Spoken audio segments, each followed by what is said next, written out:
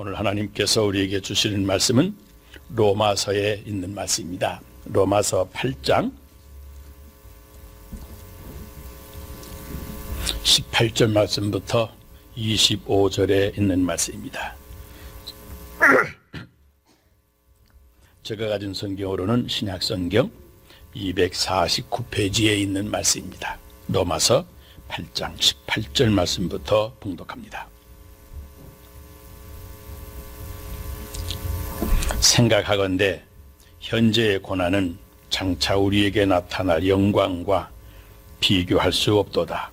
피조물이 고대하는 바는 하나님의 아들들이 나타나는 것이니 피조물이 허무한데 굴복하는 것은 자기 뜻이 아니요 오직 굴복하게 하시는 이로 말미암음이라. 그 바라는 것은 피조물도 썩어짐의 종 노릇한 데서 해방되어 하나님의 자녀들의 영광의 자유에 이르는 것이니라. 피조물이 다 이제까지 함께 탄식하며 함께 고통을 겪고 있는 것을 우리가 아느니라. 그뿐 아니라 또한 우리 곧 성령의 처음 익은 열매를 받은 우리까지도 속으로 탄식하여 양자될 것 곧 우리 몸의 속량을 기다리느니라. 우리가 소망으로 구원을 얻었음에 보이는 소망이 소망이 아니니 보는 것을 누가 바라리요. 만일 우리가 보지 못하는 것을 바라면 참으로 기다릴지니라. 아멘. 우리는 인생을 살면서 가슴에 숨기고 사는 것들이 누구에게나 다 있습니다. 옷을 잘 차려입고 편안하게 화려한 모습으로 앉아 있어도 알고 보면 누구나 다 말 못할 상처가 그 가슴에 숨겨져 있습니다. 말하자면 숨겨진 탄식이라고 하는 것이 가슴에 서려 있는 것을 알 수 있습니다. 어떤 분은 이북에서 월남에 올 때 급히 오느라고 젊은 아내와 어린 딸 아이를 북한에 남겨두고 왔답니다. 남한에 내려왔는데 그만 38선이 다시 열리지를 않아서 올라가지를 못하고 다른 사람들처럼 남한에서 그냥 결혼을 해서 다시 살게 됐습니다. 이북에 어린 딸, 사랑하는 아내가 있었다고 하는 것을 이 새로 결혼한 아내에게 무려 30년 동안이나 숨기고 살아왔습니다. 늙어 자신이 병들어 죽게 되었을 때 임종 직전에서야 비로소 아내에게 고백을 하고 죽었습니다. 여러분, 사람은 누구나 자기의 긴 인생의 세월 속에 살아오면서 이 탄식이라고 하는 것이 가슴에 절절히 쌓이기 마련입니다. 여기 성경 말씀을 보면 We know that the whole creation has been groaning and agonizing 그랬습니다. 이 세상에 있는 모든 피조물들이 다 고통하면서 신음하면서 살고 있다고 하는 것을 안다고 하는 말입니다. 어떤 분은 그럽니다. 사춘기 자라고 있는 어린 딸이 집을 가출을 했습니다. 그리고 다시 들어옵니다. 또 잘 구슬러 타일러서 데리고 있어 보는데 또 가출을 하고 방황하면서 자기 인생을 망가뜨리고 있습니다. 얼마나 마음이 아팠는지 밤마다 붙잡고 아이를 붙잡고 설득을 해보지만 이야기가 통하지 않습니다. 그런데 밖에 나갔다가 들어왔는데 임신까지 해가지고 왔습니다. 사생아까지 출생했는데 보니까 흑인 아이가 태어났습니다. 그 아버지가 목 놓아 울면서 내가 이러려고 미국에 온 것이 아닌데 그러면서 탄식을 하고 한숨을 칩니다. 저는 목사이기 때문에 가끔 양로원에 가봅니다. 백발이 된 할머니, 할아버지들을 보게 됩니다. 복도에 TV 앞에 앉아서 휠체어에 등을 기대고 누워있듯 앉아 있습니다. 눈에 초점을 잃어버리고 죽어가는 고목나무처럼 그렇게 우두커니 의자에 앉아있는 모습을 봅니다. 젊은 시절에는 고통을 겪느라고 신음하고 탄식하고 늙어서는 아무 낙도 없이 다가오는 죽음을 기다리면서 앉아 있습니다. 인생이라고 하는 것은 탄식을 거듭하는 것, 탄식의 연속임을 누구도 부인할 수가 없습니다. 여러분, 언제부터 우리 인생이 이렇게 탄식을 하며 살아오게 되었는지 여러분 아십니까? 일찍이 에덴 동산에서 범죄하고 하나님의 말씀을 어기고 하나님을 떠나면서부터 우리가 사는 이 땅이 저주받고 나무나 산천초목 모든 짐승들까지 다 저주를 받아서 온 피조물이 신음하며 탄식 가운데 지나게 되어진 것입니다. LA에 있을 때 교회 잔디밭이 넓게 있었는데 교회 어린아이 하나가 서 있습니다. 너무 서 있는 모습이 예뻐서 제가 그랬습니다. You are so beautiful. 그랬더니 이 아이가 대답을 합니다. Yes, I am. 얼마나 귀여운지. 그러더니 묻지도 않았는데 한마디 더 합니다. My dad hit my mom. 그러는 거예요. My dad hit my mom this morning. 주일날 아침에 밥을 먹다가 아마 엄마 아빠가 다투다가 그만 아빠가 엄마를 때렸는가 봐요. 교회에서 자기를 보고 반갑게 인사하는 목사님에게 불쑥하는 이 말을 들어보니까 어린 나이 때부터 그 나이에 벌써 이 어린아이 마음속에 탄식이라고 하는 것이 쌓여져 가고 있는 겁니다. 조금 있다 보니까 엄마 아빠가 저쪽에서 웃으면서 막 달려오는데 보니까 제가 가만히 보니까 한쪽은 가해자고 한쪽은 피해자입니다. 우리가 다 어쩌다 이렇게 되었는지 모릅니다. 우리가 다 이렇게 인생을 살지 않습니까? 이런 탄식이 내 인생의 쓴뿌리가 되어서 우리의 삶을 더 고통스럽게 만들고 이것이 쌓이면 쌓일수록 우리의 삶이 더 무겁고 진퇴양난을 겪게 되어지는 겁니다. 그런데 중요한 것은 이러한 탄식을 하면서도 우리가 인식해야 되는 것이 있습니다. 인식하지 못하고 계속 탄식만 쌓아가며 인생을 살게 되면 결국 우리 인생은 정말로 한치도 전진할 수 없는 낭떠러지에 봉착하고 맙니다. 우리가 살고 있는 이 세상, 우리가 살고 있는 이 현실을 잘 인식하지 못하면서 탄식만 쌓아가면서 살면 우리는 점점 더 인생이 비참해지는 겁니다. 인생 살면서 탄식하면서 살을지라도 그 가운데 분명히 하나하나 인식해야 될 것이 있다고 하는 사실입니다. 첫째는 우리가 이 세상을 살아갈 수는 있지만 좋아할 수는 없는 세상이라고 하는 그러한 인식입니다. 하나님 우리에게 천하보다도 귀한 생명을 주셨기 때문에 이 생명 가지고 감사함으로 살 수는 있습니다. 그런데 탄식할 일이 자꾸 생기는 겁니다. 그럴지라도 이 생명 귀한 것이기 때문에 감사하며 살아가야 되지만 우리가 사는 이 우리의 삶의 장이라고 하는 이 세상은 결코 우리가 좋아할 수는 없는 곳이다라고 하는 것을 알아차리고 인식하고 살아가는 일입니다. 생각해 보면 다들 살기가 어렵다고는 하지만 조금만 더 열심히 살면 얼마든지 이 세상 살아갈 수는 있습니다. 불경기라고 그러지만 조금 더 열심히 부지런히 살면 이 불경기 그런 대로 극복하며 살 수가 있습니다. 그런데 왜 자기의 귀한 생명을 쉽게 조금 어렵다고 포기하는지 모르겠습니다. 우리 한국 자살하는 사람들의 숫자가 점점 많아집니다. 점점 많아져서 옛날 1980년대 10년 동안에 자살하는 숫자가 요즘에는 1년에 그 숫자를 넘어간다고 그럽니다. 자살률 세계 제1위가 되었습니다. 여러분 삶이 어렵다고 하지만 빚쟁이한테 쪼들린다고 하지만 빚쟁이한테 찾아가서 조금씩 사정하면서 열심히 살아서 갚겠다고 약속을 하고 일부분씩 조금씩 갚아가면 힘들지만 살아갈 수는 있는데 근데 왜 자기 집에 불을 지르고 생명보험 걸어놓고 자기 어머니 아버지 살인하고 어린애기 손가락을 끊어버리고 그러는지 모르겠습니다. 우리가 살아갈 수는 있습니다. 마음을 독하게 먹고 열심히 살면 살 수는 있습니다. 그러나 한 가지 이 세상 우리가 좋아할 세상은 아니라고 하는 것 그런 때마다 알아차려야만 됩니다. 또 한 가지 있습니다. 우리가 인간관계를 맺으면서 인생을 살지만 사람들을 많이 경험해 보지만 우리가 가까이 사귈 수는 있지만 믿을 수 없는 것이 인간이다. 믿을 수 없는 것이 사람이라고 하는 사실을 인식해야만 됩니다. 얼마든지 대화할 수가 있습니다. 교제할 수가 있습니다. 가까이 지낼 수도 있습니다. 그러나 믿을 수 없는 사람이라고 하는 사실을 우리가 인식해야만 됩니다. 마음에 상처를 받고 탄식만 쌓아갈 것이 아니라 상처받으면서 탄식하면서 한쪽 마음속에 확실하게 인식해야 될 것, 사람은 믿을 것은 못 된다라고 하는 사실입니다. 믿음의 대상은 오직 하나님 뿐이십니다. 사람은 결코 믿음의 대상이 없다고 하는, 믿음의 대상이 될 수 없다고 하는 사실을 뼈아픈 인식을 우리가 해야만 되는 겁니다.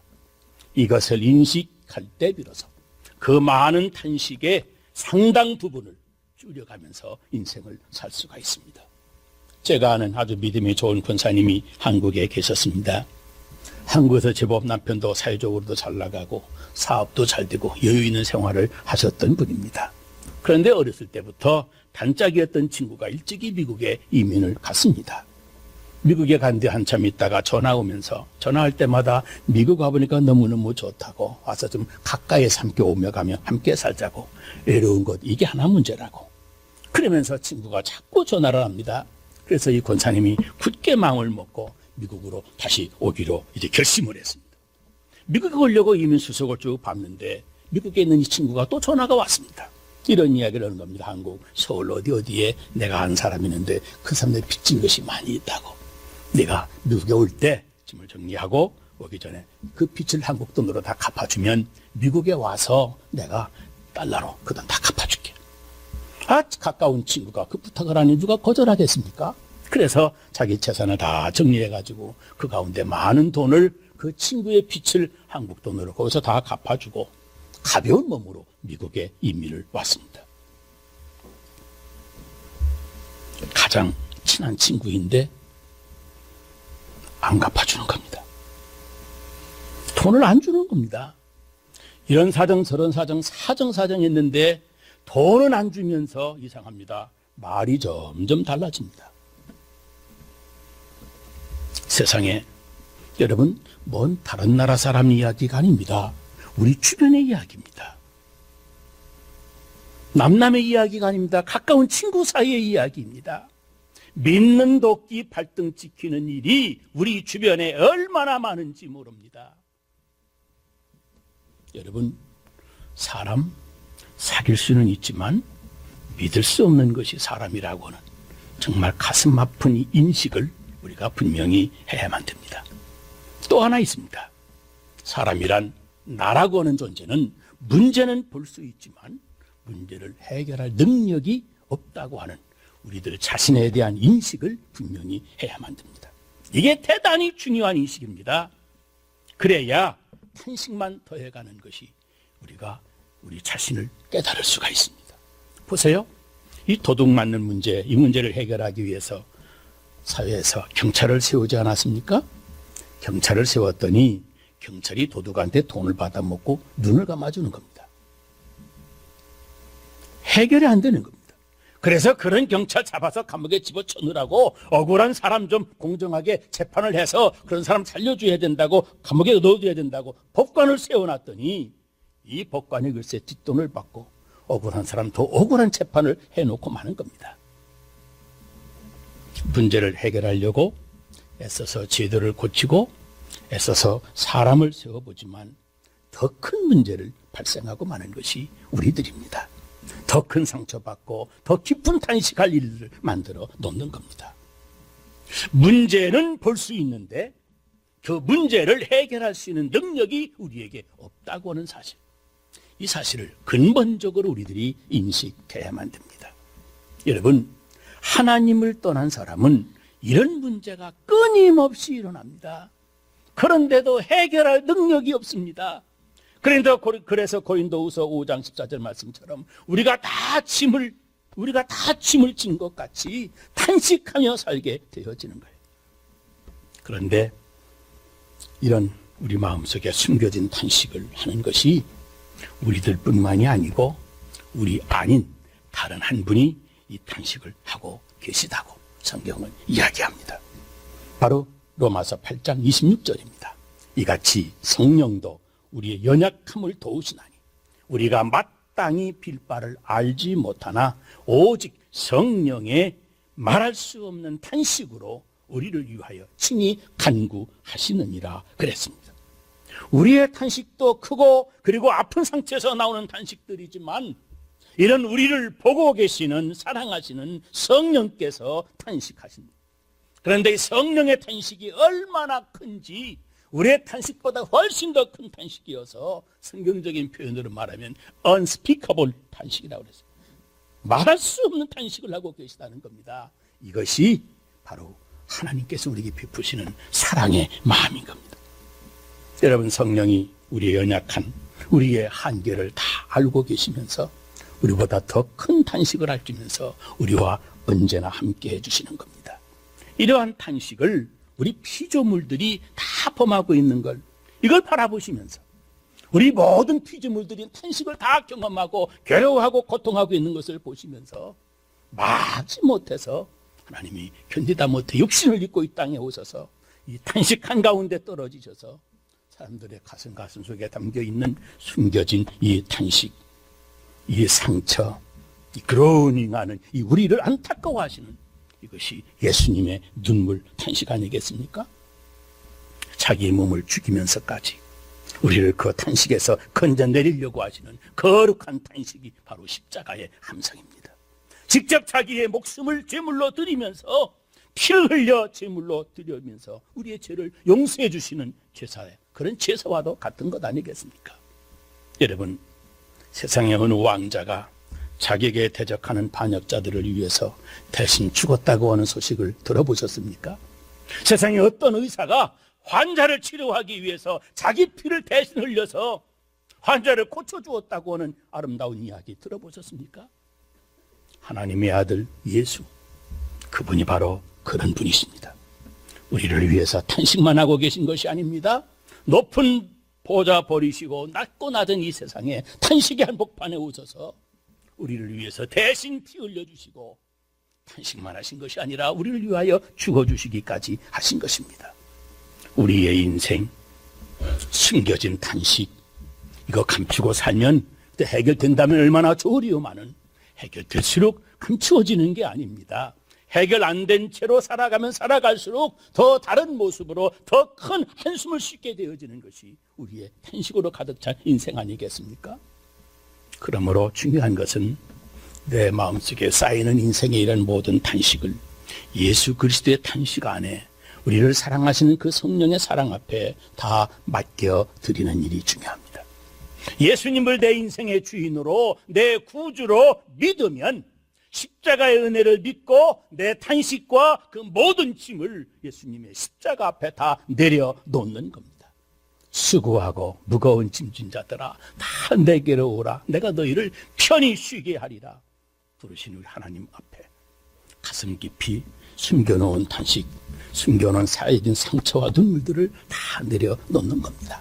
그것이 바로 믿음입니다. 그것이 믿음입니다. 그러면 전날에 한숨 변하여 내 노래 되었네 하는 찬송처럼 그동안 쌓였던 탄식과 한숨이 변해서 내 기쁨과 찬송이 되어지는 겁니다. 말할 수 없는 탄식으로 간구하시는 성령님, 십자가에서 피 흘리시며 우리의 짐을 다 짊어지신 예수님, 그 사랑으로 우리의 깊은 탄식이 드디어 해결이 되어지는 겁니다. 여기 31절 말씀 보면 이렇게 고백을 합니다. 하나님이 그토록 나를 위해 주시는데 누가 나를 대적하리요? 우리 한번 따라서 합시다. 누가 나를 대적하리요? 누가 나를 대적하리요? 십자가의 피로 나를 씻으셨는데 누가 나를 정죄하리요? 죽기까지 해서 나를 살려주셨는데 누가 나를 죄 삭은 사망이라고 우리를 정죄할 수 있으리요? 누가 나를 그 사랑에서 끊을 수 있으리요? 우리 한번 더 따라합시다. 누가 우리를 그 사랑에서 끊으리요? 아멘. 여러분, 살기는 살지만 우리가 결코 좋아할 수 없는 세상에서 산다고 하는 사실, 우리가 문제는 볼 수는 있지만 우리 힘으로는 도저히 해결할 수 없는 문제를 우리가 만나고 부딪히고 산다고 하는 사실, 수많은 사람도 우리가 사귀고 살 수는 있지만 그들이 다 믿을 수는 없는 사람이라고 하는 사실을 인식하면서도 계속되어지는 것이 바로 탄식 아닙니까? 우리 주님의 십자가의 사랑으로 해결해 주시는 것, 그게 바로 복음의 은혜인 겁니다. 사람이 달라집니다. 인생관이 달라집니다. 내 모든 짐, 모든 탄식을 주님 앞에 내려놓고 십자가의 은혜를 믿고 나아갈 때 세상이 달라지는 겁니다. 제가 아들이 하나가 있습니다. 지금 다 커서 결혼 날짜 잡는다고 이야기가 오고 가고 그럽니다만은 이 아이가 사춘기 때 대단히 속을 많이 썩였습니다.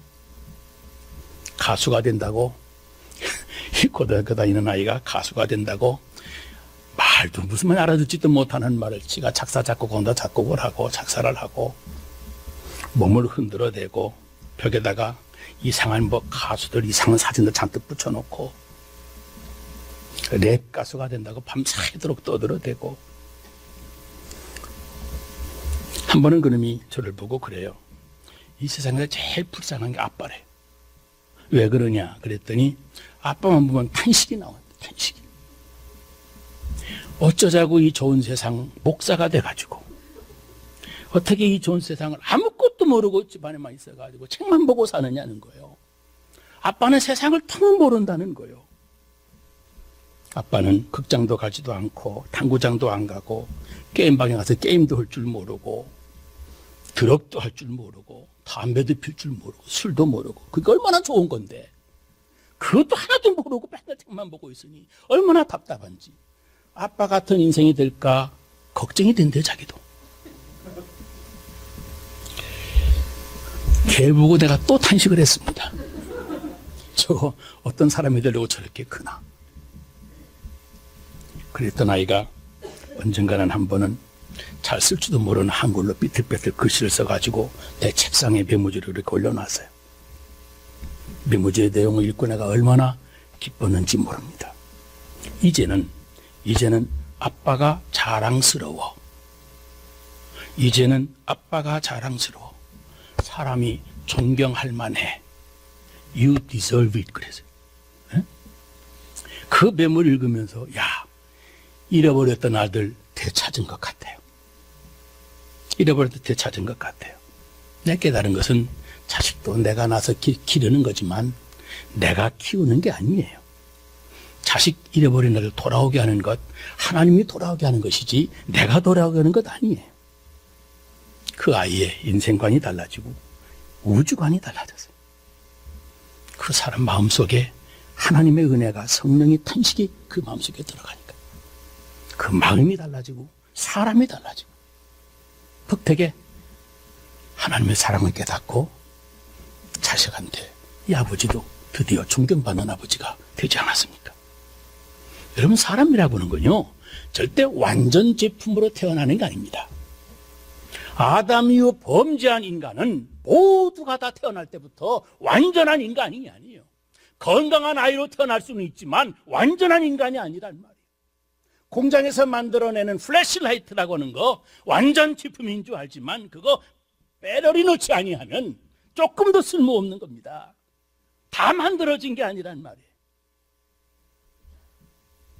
예수 그리스도께서 우리 마음속에 들어오셔서 우리를 주의 성령의 탄식을 들려주시면서 하나님의 은혜를 깨닫고 그 은혜의 빛을 우리가 받을 때 건전지 집어넣어서 플래시라이트 빛을 발하게 되어지는 것처럼 우리의 인생길을 빛을 발하며 하나님의 은혜 가운데 찬송과 감사를 드리며 살 수 있는 그런 인생이 되어지는 겁니다. 이것을 위해서 성령이 탄식하시는 거예요. 하나님의 은혜를 사모해야 됩니다.